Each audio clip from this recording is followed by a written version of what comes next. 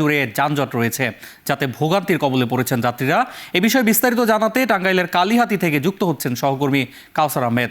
কাউসার, সড়কে এই মুহূর্তে পরিস্থিতি কেমন দেখছেন? যানজট নিরসনে প্রশাসনের কোনো তৎপরতা চোখে পড়ছে কিনা আমাদেরকে জানাবেন।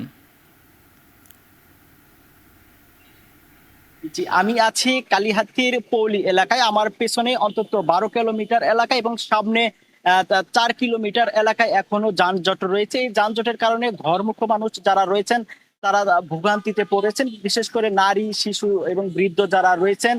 প্রচন্ড রোদ ও ভ্যাপসা গরমে তাদের খুব কষ্ট হচ্ছে। এর আগে দুপুরের দিকে দফায় দফায় বৃষ্টি হয়েছে, তখন যারা খোলা ট্রাক ও পিকআপ এবং মোটর সাইকেলে যারা বাড়ি যাচ্ছেন তাদের ভোগান্তিটা হয়েছে কয়েক গুণ। আর এদিকে এই মহাসড়কে যানজট নিরসনে টাঙ্গাইলের পুলিশ সুপার গত রাত থেকে মাঠে রয়েছেন প্রায় 6 শতাধিক পুলিশ সদস্য নিয়ে। তবে পুলিশ সদস্যরা তারা দিন রাত পরিশ্রম করে যাচ্ছে, কিন্তু এই মহাসড়কের যে সামনেই যে যমুনা সেতু, সেই যমুনা সেতুতে যে পরিমাণ যানবাহন চলাচল করার কথা তার চেয়ে প্রায় 3 গুণ বেশি যানবাহন চলাচল করছে। আর এই এই যে বাড়তি চাপটা, এই চাপ সামাল দিতে গিয়ে কিন্তু এই মহাসড়কে থেমে থেমে যানজটের সৃষ্টি হচ্ছে। আর এছাড়াও এই মহাসড়কে অন্তত 4টি সড়ক দুর্ঘটনা এবং অন্তত 6টি গাড়ি বিকল হয়েছে, সেগুলো অপসারণ করাতে কিন্তু এই যানজট সৃষ্টি হয়েছে। তো এই ছিল আমার কাছে ঢাকা টাঙ্গাইল যমুনা সেতু মহাসড়কে যানজটের সবশেষ তথ্য।